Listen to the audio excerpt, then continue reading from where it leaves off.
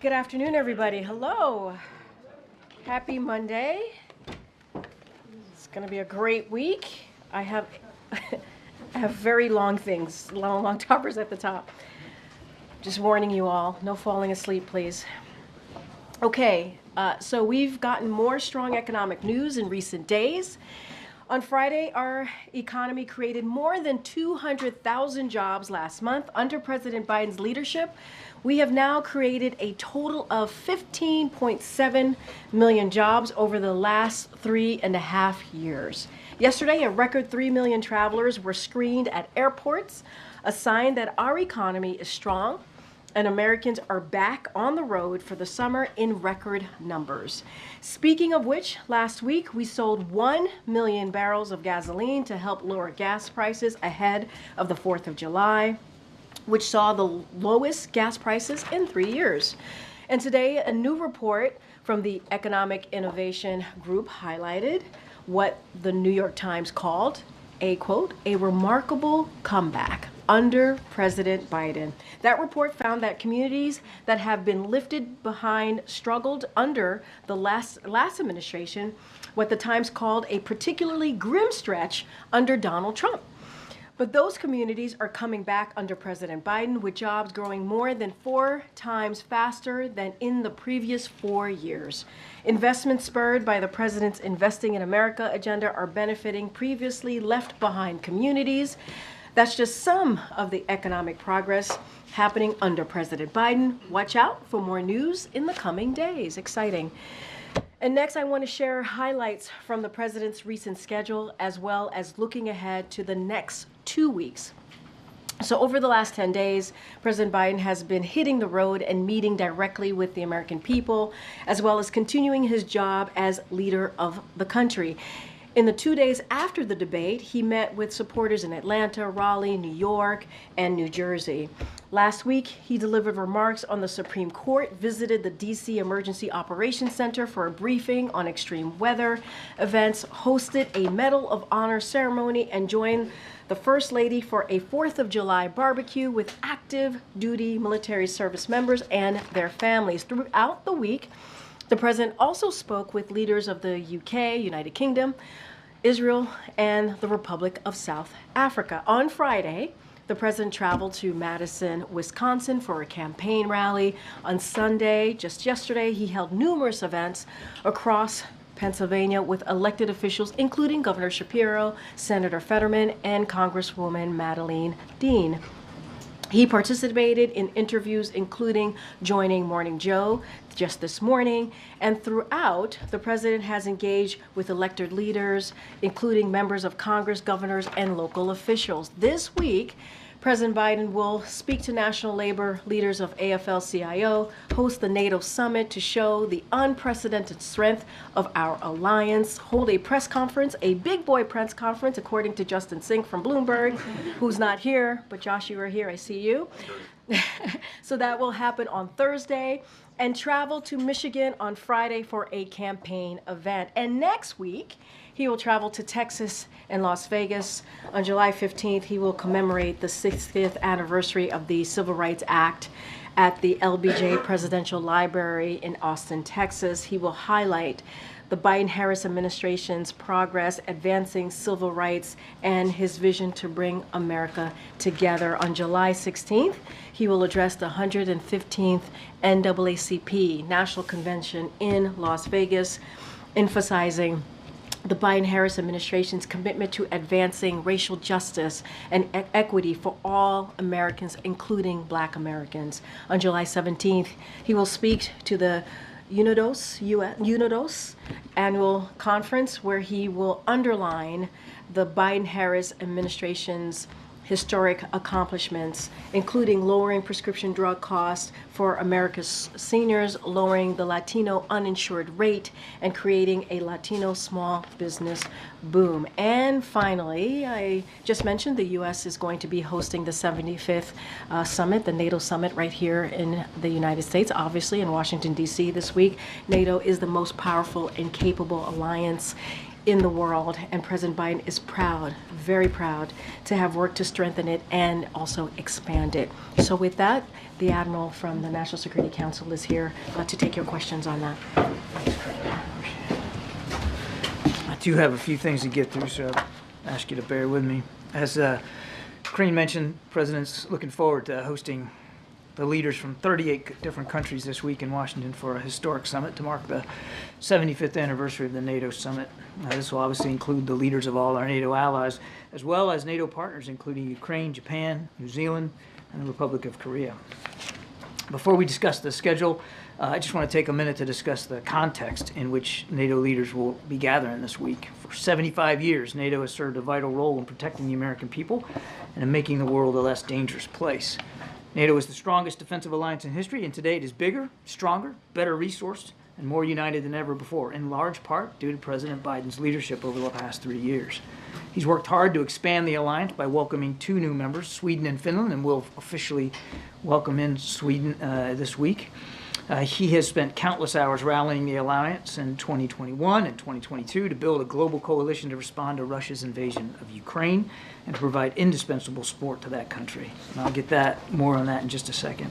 The President has also strongly encouraged greater partnerships between the NATO alliance and friendly nations around the world, particularly in the Indo-Pacific, as you will see. And the President knows that the global threats and challenges that we all face, including from authoritarian actors and terrorist organizations, are inextricably linked. He has also encouraged our NATO allies to join him in making significant investments in our mutual defense and deterrence capabilities. Now, when the Biden-Harris administration took office, only 9 NATO allies were spending at least 2% of their gross domestic product on defense. 2% was the Wales Pledge. That was the goal that every member of the alliance had swore that they would get to. Today, a record 23 NATO allies are at or above the minimum level of 2% of GDP on defense spending. More than twice as many as in 2020, and nearly 8 times higher than when the allies first set that 2% benchmark a decade ago. Now, just quickly turning to the schedule. Tomorrow evening, President Biden will welcome NATO leaders, and he and Dr. Biden will host a 75th anniversary commemoration event at the Mellon Auditorium. That is the site, I think you all know, when the NATO treaty was formally signed in 1949. On Wednesday, the President will hold his first bilateral meeting with the new Prime Minister of the United Kingdom, Keir Starmer, here at the White House. The President will also meet with the 32 members of the alliance at the Convention Center. And then later that evening, he and Dr. Biden will host NATO leaders for a dinner again here at the White House. On Thursday morning, NATO will hold a meeting with the EU and with NATO's Indo-Pacific partners, that's Australia, Japan, the Republic of Korea, and New Zealand, to deepen our cooperation.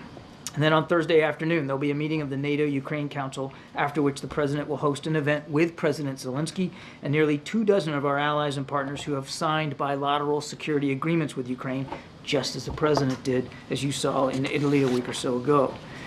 After that, the President will hold a press conference, I guess a big boy press conference is what we're calling it, and take some questions from y'all. Now, we're working to also set up some additional meetings, bilateral meetings. The only 2 that I can speak to right now are with the UK Prime Minister and President Zelensky, but I have no doubt there'll be additional bilats, and as we get more fidelity on those, we'll let you know. Finally, as customary for summits the United States hosts, there'll be a Leaders, Spouses, and Partners program hosted by Dr. Biden. Now, if I could just quickly turn to Ukraine, because back to the context for what this meeting's all about, I think it's important to just do a quick update here what the situation is on the ground. Since the passage of the supplemental in April, the President has authorized 7 security packages to help Ukraine, including 5 drawdowns of munitions and equipment. The resumption of that U.S. aid has made a significant impact on the battlefield. Instead of the nightmare scenarios that were predicted several months ago about what we could see heading into the NATO summit, we've seen the situation stabilize. Ukrainian forces have successfully stopped Russia's attack north of Kharkiv, denying Russia the ability to take that city and limiting Russian gains to areas just across the border. The Ukrainians have held the line in Chaziv Yar. They've held fast east of Pokrovsk, hardening their defenses and ensuring that Russia will not break through. And they've halted Russian attacks in Zaporizhia. Throughout these last 3 months, the Russians have attacked relentlessly across all those fronts. And the price that they have paid for the few meters that they have gained here and there has been extensive. Heavy casualties, destroyed equipment, disrupted supply lines, degraded morale. The people of Ukraine have yet again demonstrated that when supplied and when supported by the international community in the United States, they can hold off the largest, though certainly not, I think is clearly evident, the most capable army in Europe. Their success is not just limited to the front. Ukraine has put U.S.-provided ATACMS, the long-range strike missiles, to good use in Crimea, destroying Russian surface-to-air missile systems, command nodes, airfields. They sunk the last cruise missile-capable warship in the port of Sevastopol, and the Russian Black Sea Fleet has now fled Crimea in response. While it has been heartening to see Ukraine hold on in this critical period, we should not forget the grim reality. Russia continues to bombard frontline towns with massive and low-accuracy glide bombs and sending missiles at Ukrainian cities, including over just the past weekend, where they hit a hospital, a children's hospital. Russia has ramped up its campaign against Ukrainian electrical generation, depriving the civilian population of power and attempting to set the conditions to punish them over the fall and the winter. To strengthen Ukraine's air defenses and to help Ukraine protect its cities and its grid, the United States and several of our allies will have several big announcements at this week's summit. And the NATO alliance will announce significant new steps to strengthen its military and political partnership with Ukraine to help Ukraine continue to defend themselves today and to deter Russian aggression well into the future. These elements, taken together with bilateral support, are part of a bridge to Ukraine's NATO membership. Together, the Washington summit will send a strong signal to Mr. Putin that if he thinks he can outlast the coalition of countries that are supporting Ukraine, he's dead wrong again. As President Biden has said himself, Ukraine will never be a victory for Russia, for free people refuse to live in a world of hopelessness and darkness. Thanks, Ben. Good. Thanks, John. You mentioned the context of this summit this week. It's also the first time the president interacted with these world leaders since that disastrous debate against former President Trump 10 days or so ago, where the president struggled to confront the former president on all sorts of things. What is the president's, does the president feel how does he plan to reassure American allies in NATO that he's up for the job now when he couldn't confront Trump on stage then? I think the question presupposes the notion that they need to be reassured of American leadership and President Biden's commitment, and I don't believe that's the case. We're not picking up any signs of that from our allies at all, quite the contrary. The conversations that we're having with them in advance, they're excited about this summit, they're excited about the possibilities and the things that we're going to be doing together, specifically to help Ukraine. So you've seen zero, I mean, there have been stories in multiple outlets on both sides of the Atlantic over the last several days with questions from European leaders about the president's capacity to lead the United States. Are you just denying that? I'm not aware of any such conversations that have been had, certainly none with us and here at the White House and with our staff. We're looking forward to it. I want to go back to what I said at the beginning. In the last 3 years, rather than browbeaten and insulting and demeaning allies, this president has invested in allies and partnerships. And when he took office, what I said, only nine allies had reached the 2% level. Now 23. That's not by accident. That's because of leadership. That's because of constant stewardship of the alliance and other partnerships around the world. The president's record speaks for itself, and the allies and the non-NATO friends and partners that are coming as well, they know that. They wouldn't be coming. New Zealand, Japan, South Korea, to a NATO summit if they didn't believe in American leadership and how important it is, and if they didn't believe that President Biden takes that responsibility extremely seriously. Admiral, good to see you. On the point about European countries, NATO members boosting their defense spending, that was something, though, that was a big concern of the last president. It's part of the reason many of them are boosting their funding. And it was a concern of the president before the last president. As you recall, President Obama said the same thing. This pledge goes back a decade or so. But the numbers speak for themselves, Ed. I mean, rather than browbeating and yelling and screaming and complaining and whining about it, President Biden invested in this alliance. And just the last 3.5 years now, more than double the number of allies have reached that 2%. Two questions on the fallout from the debate. Have you, in your meetings with him, ever seen him appear similarly to the way he did on debate night? Look, I'm a spokesman. And you're in a lot of meetings with him. I am. The last thing I'm going to do is sit here and talk about every meeting I've had with the president. What I can tell you is what I saw in that debate is not reflective of the man and the leader and the commander-in-chief that I have spent many, many hours with over the last 2.5 years in terms of the specificity of the way he probes, the questions he asks. Heck, just this morning, he was asking me questions about the situation on the European continent that I couldn't answer, and I told him I had to get back to him. When he met with governors last week, he suggested he'd like to curtail events that begin after 8 p.m. at night, just because he'd rather focus on resting and doesn't want to have a long day. In your understanding of things, has the National Security Council ever withheld information from him he should have known late at night out of concern he might not be able to process it? No. Russia has bombed Ukraine's largest children's hospital, as you noted.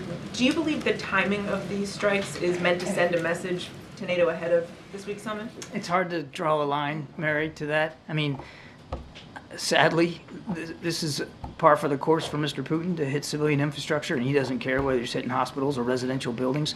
I can't draw the line that this is some sort of message. But look, I mean, as I said, what you're going to see over the course of the week is a very set of strong signals and messages to Mr. Putin that he can't wait NATO out, can't wait the United States out, that we're going to continue to support Ukraine. I'm sorry. Okay. I just wanted to ask about the air defenses and some of the sort of deliverables that are coming out of the NATO summit. Can you walk us through what you think will be happening in terms of any additional commitments in addition to the funding packages that have come? And can you say a few words about this project to sort of consolidate the way that weapons are going to Ukraine through the distribution center that I think there's a center that'll be set up in Wiesbaden under Coordination. Yeah, I mean, I don't. The purpose for me to come today was just kind of give you the laydown of the summit ahead, and not to get too far ahead of the leaders and the specific deliverables. But so without doing that and without getting fired, I'll just tell you that you're going to see some announcements on air defense.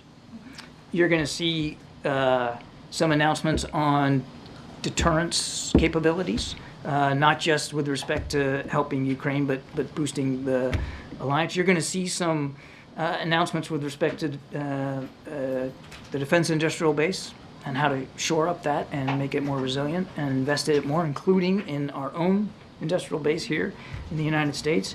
And you're going to see, as I alluded to, some discussion about Ukraine's path to NATO and what that can look like, and a reaffirmation of what the president has long said, that NATO is in Ukraine's future. Just to follow up on that, can you say whether the word irreversible will be in the communique? I'm not going to get ahead of the specific language one way or And the then other. just on Israel and Gaza, can you say anything about the Israeli response to the Hamas response to the ceasefire proposal? Lots of responses. Yeah, so no surprise to y'all, I'm not going to negotiate here from the podium in public. I would just tell you that there has been some back and forth. As you know, we have a team in Cairo right now that includes Brett McGurk and the director of the CIA. They're meeting with their Egyptian, Israeli, and Jordanian counterparts, and there'll be follow-on discussions after that over the next few days. Look, we've been working this very, very hard, and there are still some gaps that remain in the two sides and the positions. But we wouldn't have sent a team over there if we didn't think that we had a shot here. And we're going to take every shot we can to see if we can't get this ceasefire deal in place. Within days? I couldn't give you a date certain. Good, David. Thank you. John, thanks for doing this. First, just to follow up on the communique, even if you can't get into irreversible, the president's objection last year and Chancellor Scholz's objection, if I remember Vilnius correctly, was that neither one of them wanted a date set, for fear, I assume, that the United States and its allies would be drawn into the ground war if Ukraine was still at war while a NATO member.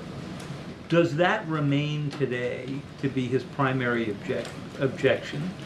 Is he willing to do wording that just is short of a date? Because even if you do the word irreversible or not, it doesn't really change the meaning very much of what you published in Vilnius. And I have a second on just the level of... Look, I'll make this simple but unsatisfying. Again, I'm not going to get into the text and the discussions about what the draft's going to look like, David. I think you can understand that. But I do think your question is important to to provide some context to, the president still believes that NATO is in Ukraine's future. What that future looks like depends on an awful lot of factors. Right now, you got a war going on inside Ukraine, and the focus rightly's got to be on helping them win that war. And we are, as I detailed in my opening statement.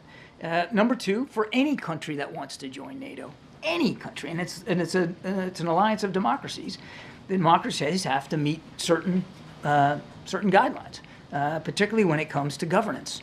And we are and will continue to work with Ukraine on reforms that are necessary for any democracy that wants to be a member of NATO. And then the third thing I'd say is, it's a unanimous vote. Everybody has to be on board with that, and that can take some time as well. So the focus is on making sure that they can win now, and that we can continue to work with Ukraine so that there is a path to NATO. The last thing I'd say is back to the bilateral security agreement that the president signed with President Zelensky at the G7 in Italy. I mean, we're one of many other nations that have done that too, because we know that whenever this war ends, however it ends, and whatever the border looks like, Ukraine's still going to have a long border with Russia that's going to need to be defended. And they're going to need the reassurance of being able to put forth a capable and competent defensive capability against Russian forces going forward. And that's why we're making sure that there are things in line to make sure that Ukraine can defend itself. One follow-up on that. You mentioned that it was 10 years ago that the 2% GDP goal was set. Obviously, there was no war underway at that time, and so the entire security situation looks radically different than it did when that was set. Well, I beg to differ. There was fighting in Afghanistan, and Mr. Putin invaded Ukraine in 2014. Yeah. But I think the 2% may have been set. It was in Wales. It might have been set before the invasion, but nevertheless, it was still a tense security environment. Right. We're in something much different today. I think we're all in agreement, just given the amount of arms No and so argument. forth going in. So, is part of the president's message at this summit that 2% is in the rearview mirror, that the NATO allies are going to have to be spending significantly more than that, maybe double that, for some countries, some larger economies? Or is he going to stay away from numbers? I know it's politically sensitive with all of them. You mentioned the word win. I was wondering how you're defining that. Okay, there's a lot there. The president's not going to set a new bar or a new level of GDP spending on defense here at this summit. The goal is 2%. It was a commitment everybody made 10 years ago. Not everybody's there.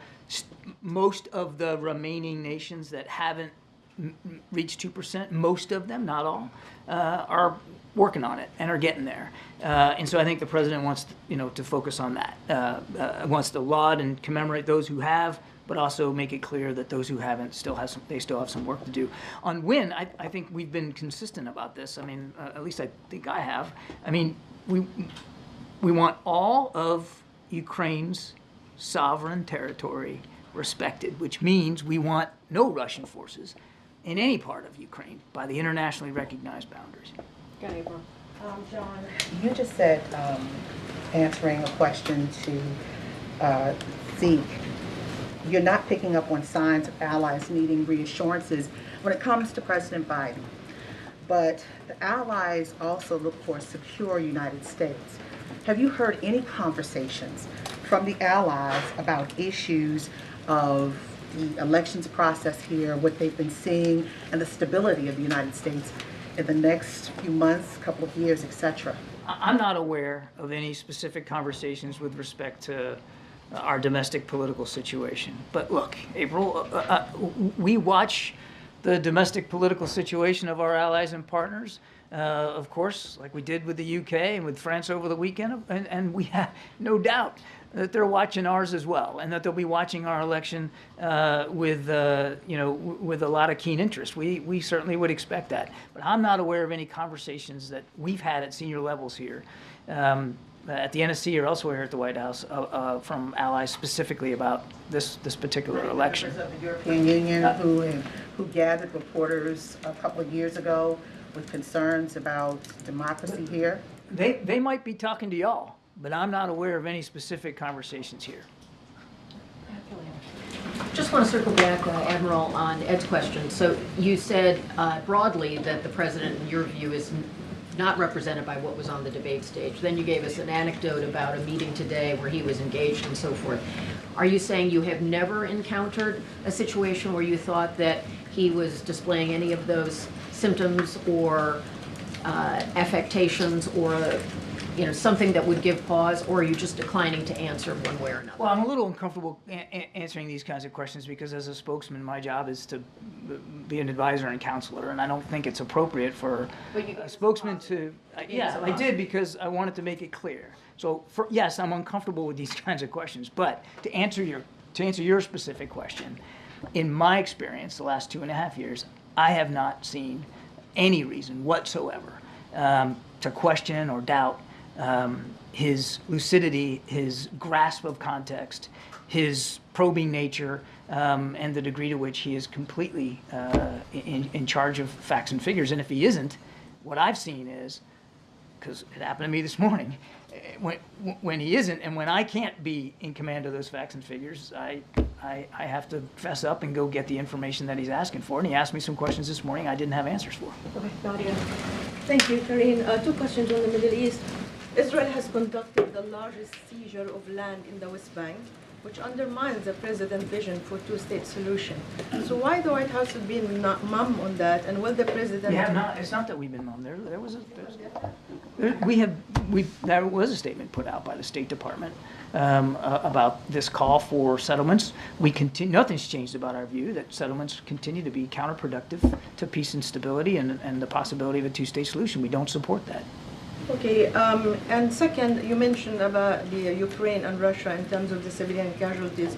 The UN said today that actually half of the facilities of UNRWA has been hit, and 520 people have been killed in addition to the aid workers. So do you still believe that Israel is doing what it takes to protect civilian lives, including women and children? We certainly believe that they need to continue to do more to protect innocent civilian life.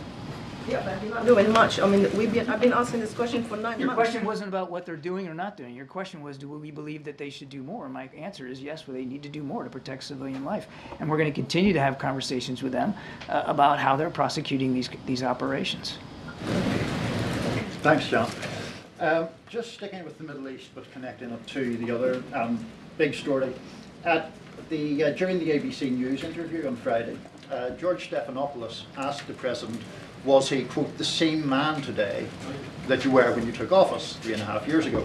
And the president's reply began, in terms of successes, yes, I was also the guy who put together a peace plan for the Middle East that may be coming to fruition.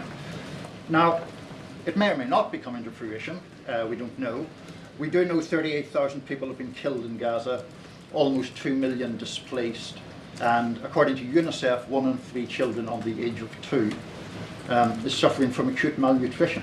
Does the president consider his Gaza policy a success?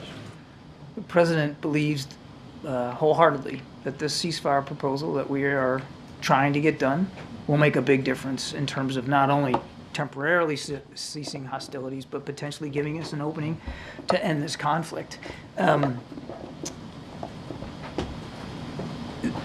It's important to remember how this started, and you talked about our Gaza policy. I'll state it for you again.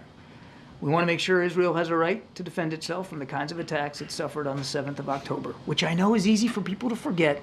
1,200 people slaughtered, most at a music festival. Number 2, that Israel's doing everything they can to protect innocent civilian life. Is it enough? No. They need to continue to do more. And that we are doing everything we can to give humanitarian assistance into the people of Gaza. That's our Gaza policy.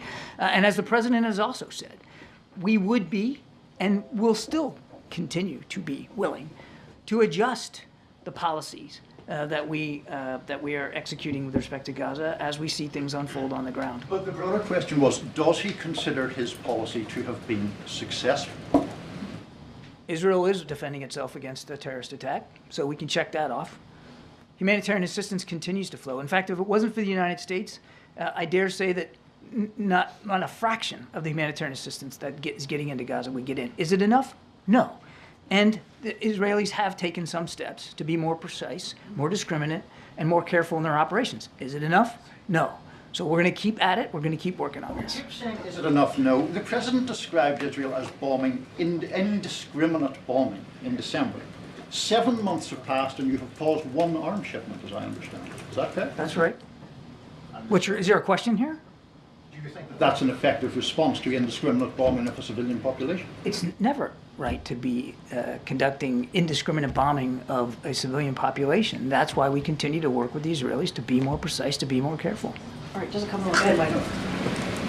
Sorry. Hi, Admiral. Can I just start with the Middle East as well? Hamas has accused Netanyahu of putting obstacles in the way of the ceasefire deal that is being talked about now. Does the US think that Netanyahu's government is doing everything it can to secure the ceasefire deal? We're working hard to get that ceasefire deal in place. I'm not going to negotiate here in public or talk about who's saying what and who's doing what. We have seen both sides now, as Andrea rightly asked in her question. We've seen both sides come out with some public statements with respect to the text. The last thing I'm going to do is get into bartering here. We're trying to close those gaps as best we can. We wouldn't have sent the CIA director or Brett McGurk to Cairo if we didn't believe it was worth a shot and worth a chance. I would also add that on both sides, you see public comments that aren't necessarily fully reflective of the conversations that we're having with, privately with them or their interlocutors. Secondly, just on Ukraine, there was a bit of an information battle over the weekend. The Russians said that they destroyed 2 Ukrainian Patriot missile systems. The Ukrainians said that they were decoys. Does the US have its own independent evaluation of what happened during that strike? And what is the state of Ukraine's air defense system when it comes to Patriot missile systems? Yes, we do. I'm not going to talk about it. And I think you're going to hear more here this week about what the Allies and the United States are going to do to continue to bolster Ukrainian air defense. Look, I know we get hung up on the Patriots, and I get that. There has been contributions of Patriot systems by other nations. We talked about how we're resequencing some of our deliveries of Patriot interceptors from some countries, now diverting them to Ukraine. We're doing that. Other nations are also trying to contribute Patriots.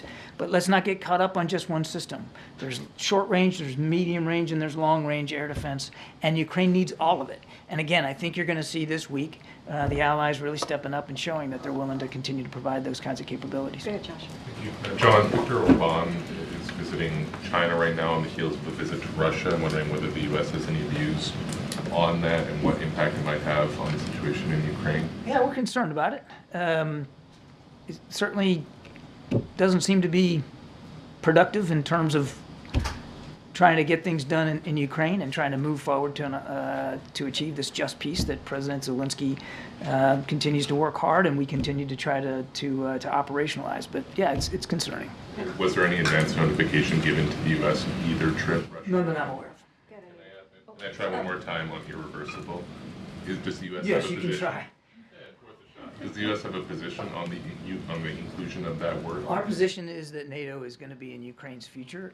There's a lot of work that needs to be done to get to that point, and the president's looking forward to talking to President Zelensky and our NATO allies about that path, that bridge to NATO. Anita. Thank you so much, John. A question on Ukraine and one on Iran. Starting with Ukraine and this Russian rocket attack that killed 30 people at the largest children's hospital.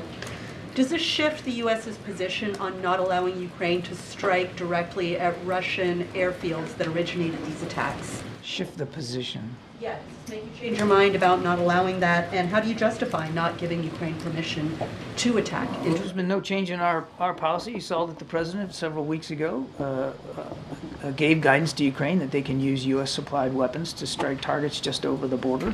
That's still the case. On Iran, we've heard the U.S. say that this presidential election was not free and fair, that they have doubts if this is going to change anything meaningfully, but we've also heard the U.S. say that they will negotiate or do diplomacy with Iran when it serves our national interests. So is the U.S. now ready to resume nuclear talks, other talks, or make any diplomatic moves with Iran in light of this new president? No. Okay, Ariel. I'm sorry. No, can you elaborate, please? Well, it seemed like a pretty easy question to answer, then no, we're not in a position where we're willing to get back to the negotiating table with Iran just based on the fact that they've elected a new president. They're still supporting terrorist groups like Hamas and Hezbollah. They're still supporting the Houthis as the Houthis attack ships in the Red Sea. They're still attacking shipping as well. And they're still supplying drones and drone technology and drone expertise to the Russians so that the Russians can continue to kill innocent Ukrainians like they did over the weekend. So no. This guy seems a bit more moderate. Do you see any opening? We'll see what this guy wants to get done, but we are not expecting any changes in Iranian behavior, sadly. We got Ariel, go ahead. Thank you so much. John, this morning the president said that France rejected extremism during the latest parliamentary election and expressed his confidence that the United States would also do so. So France has a very different electoral system, as you know, so why this optimism from the president? And more broadly, was there a sense of relief in the administration that the election turned out the way it did? I think it's pretty clear from the election that the far right didn't find the purchase that it wanted to find, and that compromise in a democracy is going to have to still be the watchword in France as it is here in the United States. And it's not going to change our strong relationship with France. It's not going to change the fact that France is a valued NATO ally. And the president's looking forward to continuing to work with President Macron and the entire team. All right, last question, go ahead. Thank you, Karine. Thank you, Admiral. I was just wondering, with the renewed spotlight and scrutiny on President Biden in public settings this week, how he's preparing for the NATO summit, how you guys are deciding how many questions to take at the press conference. You got to ask the press secretary that one. You're the one who's prepping him for a lot of this on matters of national security and foreign policy. So am I. Yeah, exactly. It's a team effort. I will let Karine talk about the press conference, the big boy press conference that y'all are planning to have. But he has already had discussions with his national security team in the lead up to the summit, as you might expect that he would. He's reviewing material. He's doing his homework and getting ready. He's got the first major set of remarks tomorrow night at the Mellon Auditorium. He's working his way through those remarks as you would expect him to do. And he's getting ready for at least the two bilateral meetings that we know he's going to have specifically with the new Prime Minister of the UK and with President Zelensky later in the week. So what I have seen from my perch is the normal amount of preparatory work that he does before a major international conference. They're no different than how he prepared for the G7 or for the events in Normandy or previous international fora. So it's pretty typical from what I've seen. And do you expect Vice President Harris to play a role in the events this week or to take any meetings during the time that she'll be watching? I can't speak for the Vice President's staff and team, but I can have them get back to you about what her schedule is going to look like. Thank you so much, Admiral. Thank Appreciate you. it. Thank you. Thank Thank you you so much. guys. Thank you, Admiral. Okay, well, all the debate questions have been answered. Press conference answered. Let me close my book and get out of here. Hi, Zeke. Thanks, Karine. My first to you is on the credibility of this White House when it comes to talking about the president's health. When you were here last Tuesday, you were asked if the president had had any medical examinations since his physical in February, or that included the time period after the debate. You said flatly no. 3 days later, you admitted that the president had a quote, short check-in with the medical team thereafter. I mean, those are two very different answers. No. Actually, if you were to listen to I think I did a 30-minute gaggle on Friday, 30 minutes with I think it was with the pool, and I said he did not have a medical. I cleared it up. You're right. You're correct. I said he didn't. I still stand, but he didn't have a medical exam. I said that in the gaggle, and you're right. I said that in the briefing. He had a check-in with, and he said this on Friday. He had a check-in with his medical doctor, which is something that he does a couple times a week, as you know, and I stated this as well. He has, for those who don't know, obviously outside of the briefing room, outside of the White House, many Americans don't actually understand this, so let's take a step back. They deal with their medical issues or physicals very, very differently. They are they are lucky if they get to see their doctor once or twice a year, right? They have to get in a car, they have to either take public transportation in order to make that happen. The president's medical unit is literally down on the other side of the colonnade, is just down the steps from the residence, and so a couple times a week, he does a check-in, a verbal check-in with his doctor while he's exercising. That is something that happens often. Matter of fact, he did a check-in today because I know folks were going to ask about if he was tested for COVID. He was not. We are following CDC guidance. He was not tested for COVID, just to let you guys know about that one. And if he has any symptoms, obviously, we would test him. Is that But in the context of the second gentleman's diagnosis? yes, or- yes, which is why. No. It's in context of the second gentleman. But to answer your point, he did not have a medical exam. He did not have a physical. He did do like a verbal check-in with his doctor a couple days after the debate, and it was very quick. It was a couple of words that were spoken to each other, and that's how we were able to give you that answer. But he did not have a medical exam. He did not have a physical. When you said no, though, last Tuesday, Yeah. was, did you know about that verbal check-in, or No. did we just not ask him not precise enough questions? So the line of questions that I was getting that day was, in the way that I was hearing the question, was about the medical exam. I answered MJ's question when she asked me medical exam, and I answered and I said no, physical. And then somebody else asked me, was there a check-in? I did not mean to steer anybody wrong. I was still thinking about the medical exam. I was still thinking about the physical. That's how I answered the question. And then when it became, when the president actually spoke to it, I went back, asked the medical doctor, and he said they had a verbal check-in. That's what he said. But in answering the question, I was talking about the medical exam. I was talking about the physical. And then two quick ones. There's been a lot of reporting in the last 24 hours about a Parkinson's expert who's come to visit the White House almost a dozen times over the last year or so, including at least one meeting with the president's physician. Could you state, like, very clearly, yes or no, was that expert here to participate in anything surrounding the care of the President of the United States? So let me just say a couple of things. We have had a comprehensive, and I just want to take another step back, comprehensive physical examination. The president has had that. We've given a comprehensive report. We've shared that the past 3 years. Every year that he has had this exam, he sees a neurologist.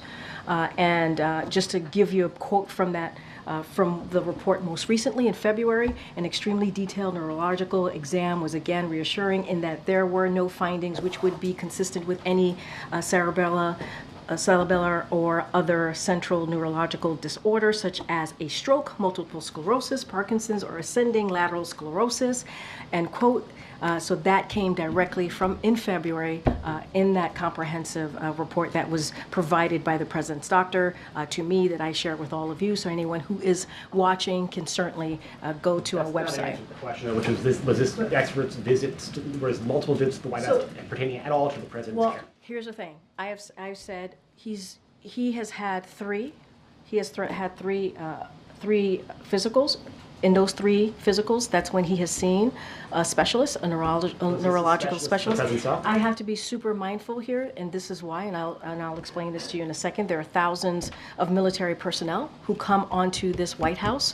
Many of them get the care from the White House medical unit, and so need to be super careful. There are, the medical unit hosts a wide range of specialists, from dermatologists to neurologists, and so I cannot speak to every person because there's actually a security reasons to protect their privacy. We respect and protecting people's privacy, so do not want to share. I'm not going to share people's names from here, but the president, I can tell you, has seen a neurologist 3 times, as it's connected to a physical that he gets every year that we provide to all of you. You're not answering the question. It's a very basic, direct question. Wait, hold on, wait a second. 8 times, or at least once, in regards to the president specifically. Hold on a second. Not what you should be able to answer by this point. Wait, no. No, wait a minute. Ed, please. A little respect here, please. So every year, around the president's physical examination, he sees a neurologist. That's 3 times, right? So I am telling you that he has seen a neurologist 3 times while he has been in this presidency. That's what I'm saying. I am telling you that he has seen them 3 times. That is what I'm sharing with you, right? So every time he has a physical, he has had to see a neurologist. So That is answering that question. No, it's not. No, it is. It is. Did You're Dr. asking me. Kevin Kennard I come to the White cannot. House But I specifically about the also said president's to you, condition? Ed. I also said to you, for security reasons, we cannot share names. We cannot share names. You cannot We share have to. names We have of to. others he would have met with. We but cannot. You can share names No, no, in no, no, regards no. to if We- someone came here in No, regards we to the cannot president. share. We cannot share names of specialists broadly, from a dermatologist to a neurologist. We cannot share names. There are security reasons. We have to. We have to protect. It's public. I understand that. looked it up before I came out I here. hear He's you. right there for anyone to see. Ed, I hear you. I cannot from here confirm any of that because we have to keep their privacy. I think they would appreciate that too. We have to give them. The patient or the doctor? We have to keep their privacy. It is It's public. public I information. I It is hear you. listed that he I went am. And you're I going to allow this to guys, fester guys, longer, Karine, guys, unless the White House guys. answers the Hold on a question. second. There's no reason to get back and go back and forth and be in this We're aggressive all way. miffed around here about how information's been shared with the press corps What do you about him. What do you missed about? Oh, What do you miss Everything about? he just asked about. What do you? And then every time I come back and I answer the question that And you guys answered it asked. correctly, you didn't have to come back and clean it up. I a never few days answered the later. question incorrectly. That is not true. I was asked about a medical exam. I was asked about a physical. That was in the line of question that I answered. And I said, no, he did not have a medical exam. And I still stand by that. Matter of fact, the president still stands by that. He had a verbal check-in. That is something that the president has a couple times a week. A couple times a week. Now in regards to Dr. Kevin Kennard. And I am telling you right now that I am not sharing confirming names from here. It is a security reasons. I am not going to do that, Ed. It doesn't matter how hard you push me. It doesn't matter how angry you get with me. I'm not going to confirm a name. It doesn't matter if it's even in the log. I am not going to do that from here. That is not something I am going to do. What I can share with you is that the president has seen a neurologist for his physical 3 times. 3 times. And it is in the reporting that we share a comprehensive reporting. Matter of fact, it's more than what the last guy shared, and it is in line with what George W. Bush did. It's in line with what Obama did. And so it is comprehensive. It is out there. I just read a quote from it, but I am not going to devolve somebody's name or confirm someone. I'm not going to do that. That is as privacy for that person. I'm not going to do that. It doesn't matter how hard you push me. It doesn't matter how angry you get with me from here. I'm just not going to do that. It is inappropriate and it's not acceptable. So I'm not going to do it. Not about the name. Go ahead. If you cannot confirm the name, can you confirm whether or not the president has seen this Parkinson's specialist? And you mentioned 3 times, but the visitor logs show a duration of 8 visits over 8 months. I think that is the crux of the question. But I also said there are thousands of military personnel that come to the White House, and they are under the care of the medical unit. They are. So can you confirm that the Parkinson's specialist visits were for the president or not? What I can tell you is that the president has seen a neurologist 3 times, and I read to you what the neurologist has said, and I read to you the last line. I could say it again. No findings which would be consistent with any cerebellar or other central neurological disorders such as stroke, multiple sclerosis, Parkinson's, or ascending lateral sclerosis. That is from February. That is coming from February. That is what the medical unit, the president's doctor, shared. And I said to you, it's happened 3 times. Each time there is a physical that occurs, and we put out a comprehensive report. That is when he has been able to see a specialist. So that's what I can share. Question on this. Has the president, you mentioned Parkinson's, multiple sclerosis, all of these things. One diagnosis that we have heard of, potential diagnosis, is hydrocephalus, which is fluid buildup in the brain. It's something we've never heard in any of the medical reports. Is that something that the president has been evaluating? If it's not in the medical report, obviously it's not something that the president is dealing with. Has been evaluated? Oh, well, I can tell you this. Just going back to Parkinson's for a little bit, so to give you some answers here, has the president been treated for Parkinson's? No. Is he being treated for Parkinson's? No, he's not. Is he taking medication for Parkinson's? No. So those are the things that I can give you full-blown answers on. but I'm not going to confirm a specialist, any specialist that comes to the White House out of privacy. Question is, will the president go to the Hill today? I know we saw his letter. Is he intending to have this conversation face to face with him? So look, the president, obviously this is someone who is a senator for 36 years, who was the president of the Senate as when he was vice president for 8 years, and he truly respects the members of Congress, and has always and will always do that, especially as a former senator.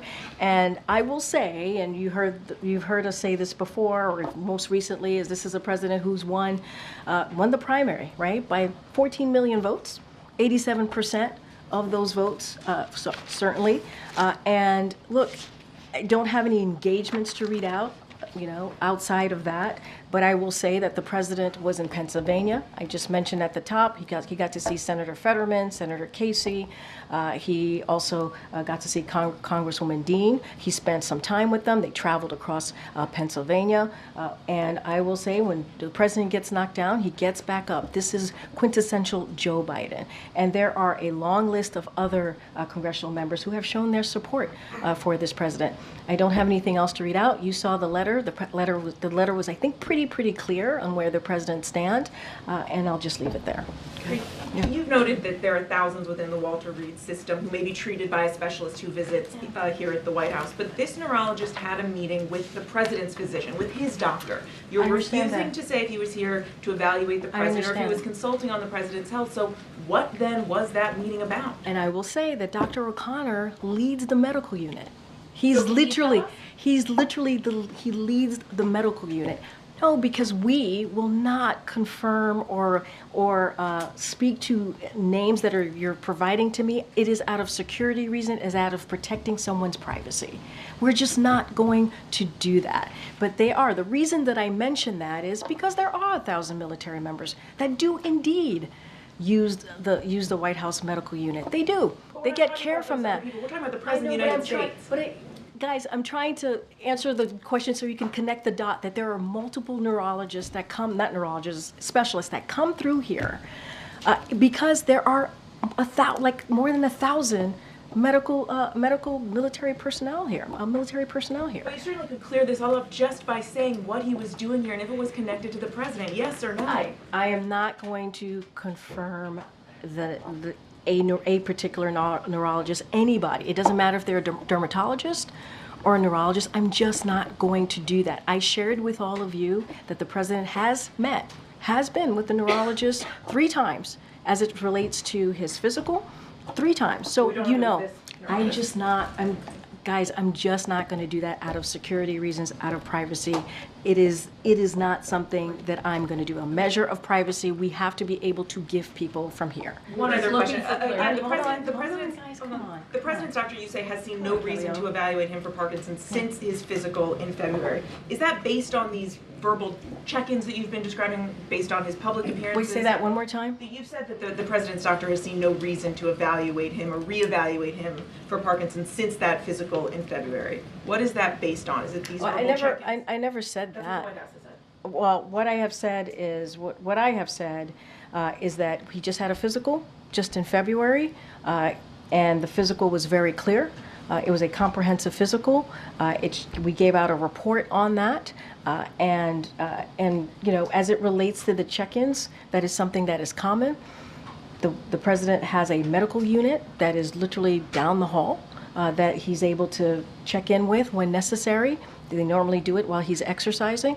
That is not uncommon. It is very different. It is very different than any everyday American. They do not have that option. They do not have that access because he's president of the United States. Every other president has had that access, and they are able to do that. So just to be clear, yes or no, has his physician seen a reason to reevaluate him for Parkinson's since the February physical? No, the comprehensive report that you all have stands. The president obviously will have another physical, and we'll wait for that physical. Great. Sorry, Karine. So the president has said twice that he's had neurological evaluations as part of his physicals, in these various interviews today and also on ABC.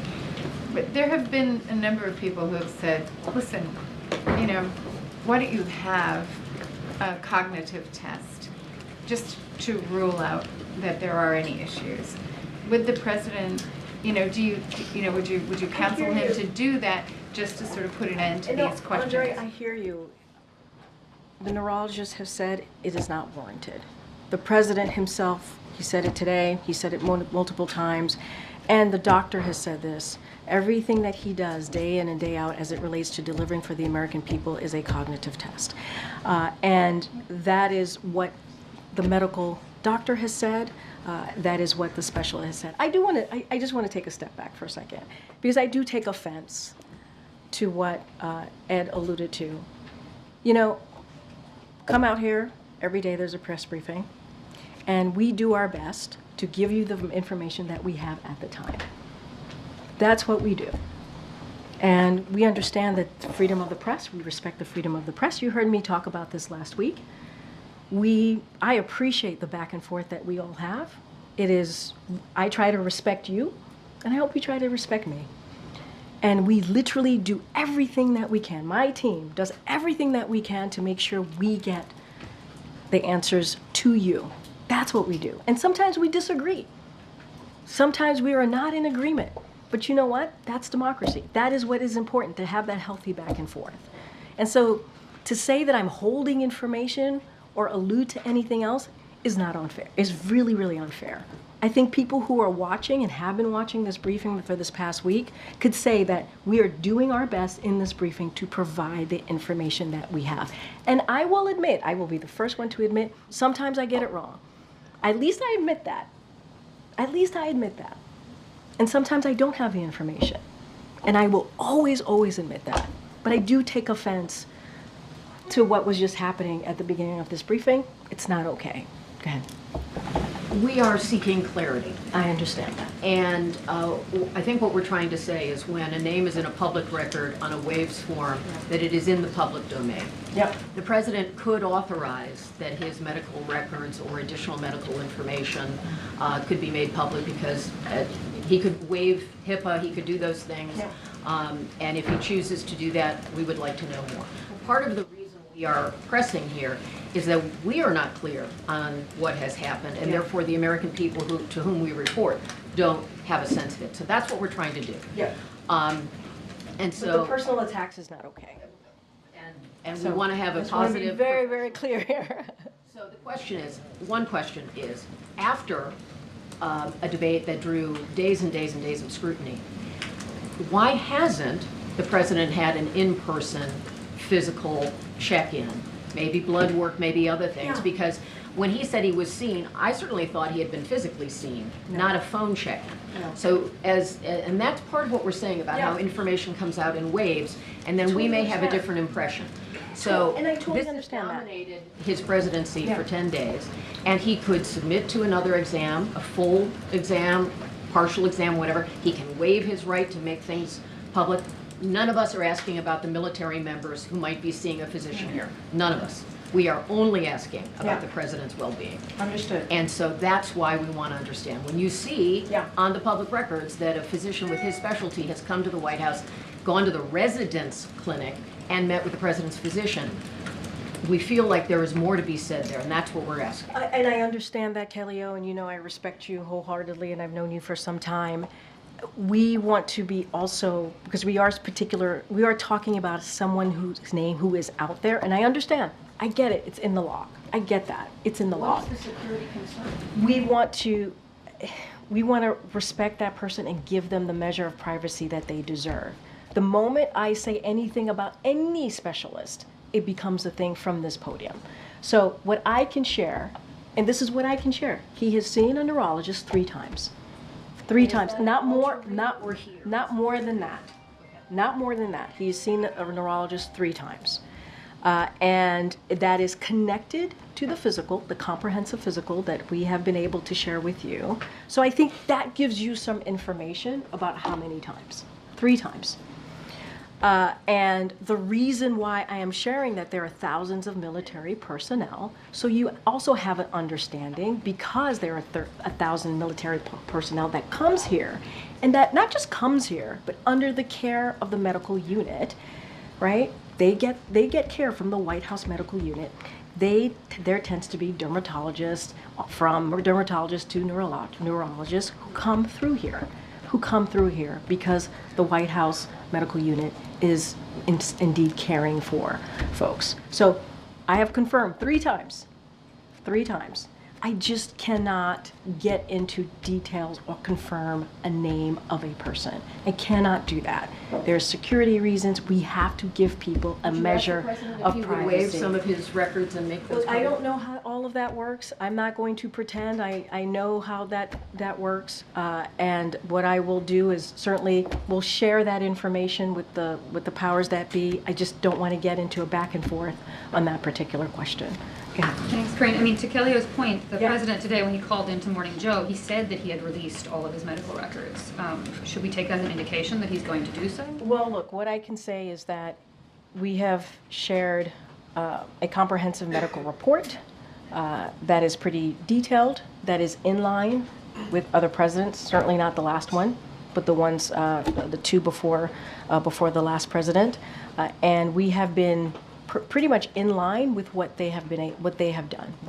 To be more clear, George W. Bush and also President Obama. So we've been. The last one did let his doctors come to the briefing room to speak to us. Okay, and we know what that last president said from this briefing room. Okay, so and only did 3 or 4 paragraphs.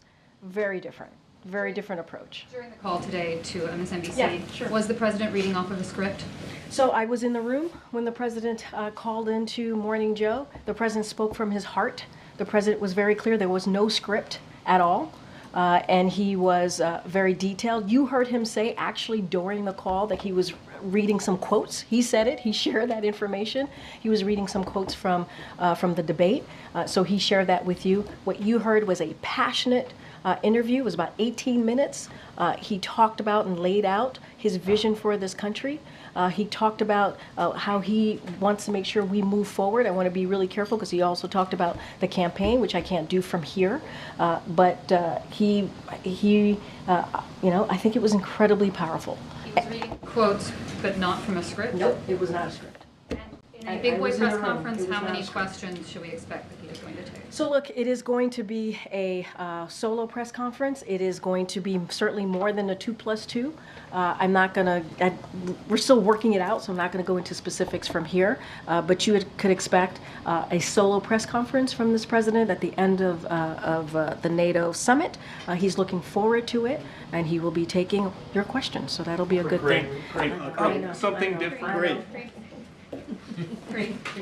I have 2 questions. One, a follow-up on Dr. Kennard, and that is, Yeah. can you explain what the role of Megan Nasworthy is? Does she oversee care for some of those military personnel that you were referencing as a group, or does she oversee care for the president? I believe, again, want to be careful here. I know who you're speaking of. I don't have her full portfolio in front of me, so I would have my team and I will be happy to get back to you. Okay.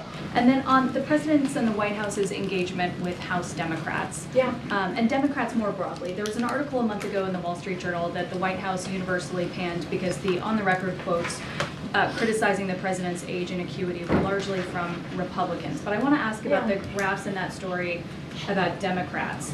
It said that the From White that House, same story. From that same story. It said that the White House kept close tabs on the Journal's interviews with Democratic lawmakers, and after the offices of several Democrats shared with the White House either a recording of an interview or details about what was asked, some of those lawmakers spoke to the Journal a second time and once again emphasized Biden's strength. They quote Congressman Gregory Meeks, a New York Democrat, saying, "They just, said that I should give you a call back."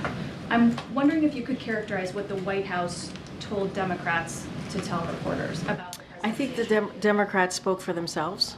I think, you know how stories work. There's a lot of back and forth. When you all come with a story from us, and we want to make sure you hear from other voices, we make that available to you all. And it's up to the reporters, they're going to reach out or not to that particular person.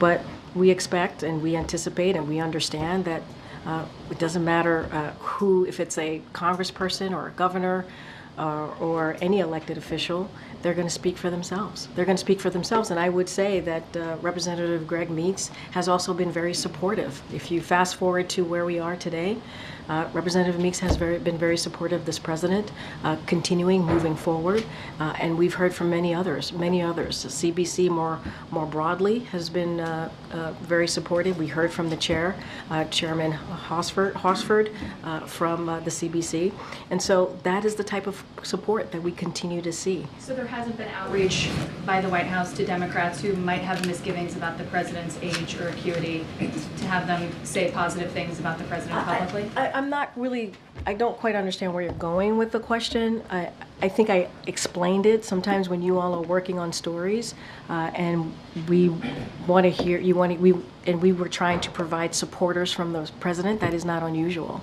And it is up to the reporter to reach out or not. And so that is something that we certainly do.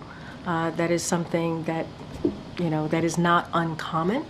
But what I would say more broadly, there are congressional members, as we're talking about what's happening in Congress, as we're talking about the president's outreach, as we're talking about, how we move forward. There are congressional members out there who have been incredibly supportive. We have to remember there are hundreds of House members, and so, there are folks out there. The president's outreach today and tomorrow ahead of these all conference and all caucus meetings. So what I can say is that, as you all know, the president has done some outreach. He's spoke about it himself. I can say, as of today, he has engaged with dozens of members, whether in person or on calls. We saw him engaging with congressional members over the weekend.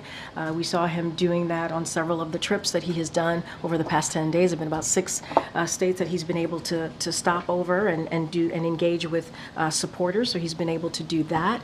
And there's a long list. I'm trying to spare you the list here, but there is a long list. Senator Chris Coons, Senator John Fetterman, Senator Alex Padilla, Senator Chuck Schumer, Senator Bernie Sanders, Senator Raphael Warnock. It goes on and on. Representative Clyburn, Al Green, Horsford, as I mentioned already. There has been a long list of, we believe, incredibly supportive congressional members who have continued. That have been provided to us from the campaign too, but I'm wondering if the president has spoken directly with Leader Schumer and Minority Leader Jeffries in the last 24 hours, and whether the president I hear you. We shared that just last week, that the president spoke to the leadership, obviously on the Democratic side. Has he spoken to them since yesterday? I don't have anything to read out to you as far as what we've shared with you last week, but the president has been in regular touch. And those conversations went very, very well. I think he mentioned, in particular, Leader Jeffries, that went almost for an hour. The president said that himself. He said how much they had a very, very good conversation. The president saw Congresswoman Dean, as I mentioned. He saw both senators of Pennsylvania as well yesterday, traveled across the state, and had really two big events with supporters, with Americans who got to hear directly from the president. And I think that's important. Great. Again, Michael. Thanks, Karine. Were all 3 of President Biden's neurological exams that you've confirmed, were they all conducted at Walter Reed? Look, I don't have anything to state as to location. What I can say for sure that he has seen a neurologist 3 times as it relates to the exam that he takes every year. And I just don't have a location to speak to. Well, let me just try a different way. I mean, has any neurologist? And you also know that the president does go to Walter Reed to do his physical exams. Well, has a neurologist? I'm not talking about anyone in particular, regardless of the identity, name of that person. Has any neurologist came to the White House to visit President Biden? What I can tell you during those exams that we have been able to do every year for the past 3 years, and there's a comprehensive exams that we share, a comprehensive report that we share with all of you. He has seen a neurologist. And that's why I'm trying to clarify. It seems like those were taken at Walter Reed, and so it's an important distinction. You all know that he does indeed go to Walter Reed as part of his physical exam. That is no secret. That is something that he does, and I also confirmed that he sees a neurologist every time that he's done these exams. I don't have anything beyond that. Thanks. Karine. I know. Go ahead, April. Karine, as you're talking, as everyone is talking about neurological issues, this is different but kind of on that same page. The president has had 2 aneurysms, okay? And there are complications from aneurysms to include impaired short-term memory, inability to concentrate, as well as speech difficulties. Have any neurologists worked with him or just trying to observe him as he is a person who has suffered from 2 aneurysms that could have been fatal? Look, April, in the comprehensive reporting that we share with all of you on a yearly basis, the neurological exam have been detailed, extremely detailed. It is directly from the doctor. They talk about the specifics of that neurological exam. And so I would refer you to the 6-page comprehensive memo, and that's what I refer you to. But that is something that we know about, that he had 2 aneurysms. Yeah.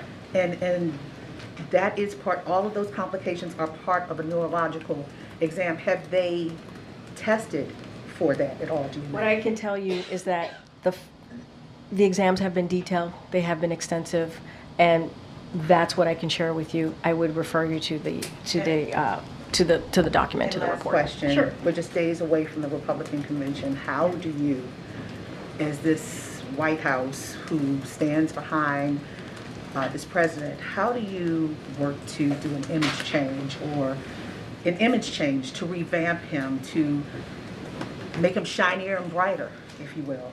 So I'm not going to speak to the Republican convention. That's something that I'm not going to do, but I am going to. Wait, hold on a second. Hold on, give me a second. Look, in the past 10 days, the president has gone to 6 states. He has. He's gone to North Carolina, New Jersey, New York, Georgia, Pennsylvania. I know that's a Commonwealth, but he's been to 6. And in that time, he has engaged directly with the American public.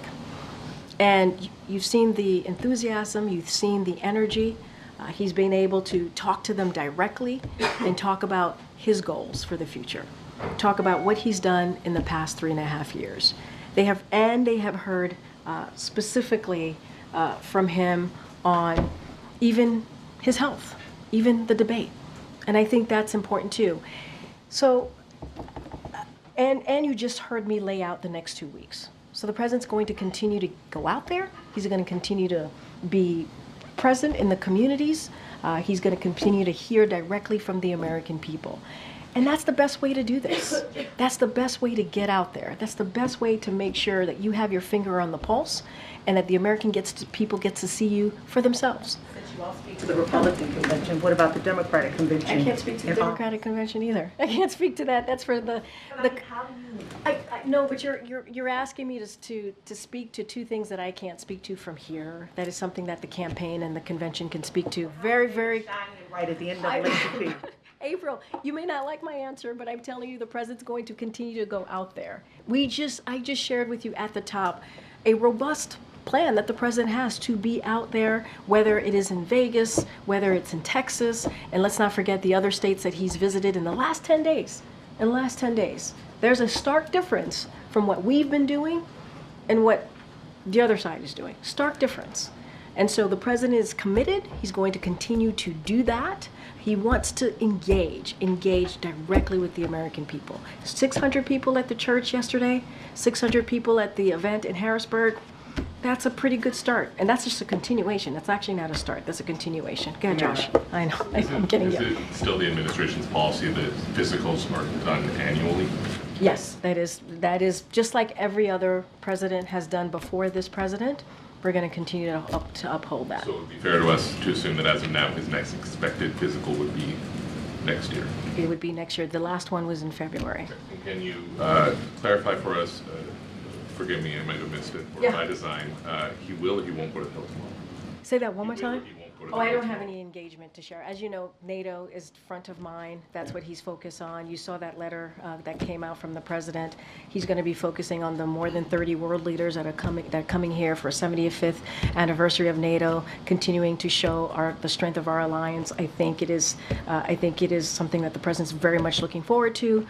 And you'll certainly hear from the president on Thursday when he gives his press conference, his big boy press conference, as your colleague Justin has stated many times.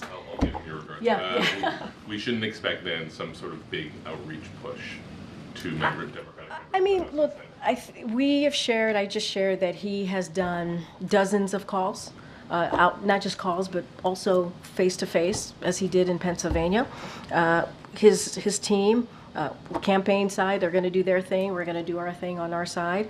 And he, respects tremendously Congress. And so he's in regular contact with them, and that's what you're going to continue to see. All right. Thanks, everybody. Thanks, everyone.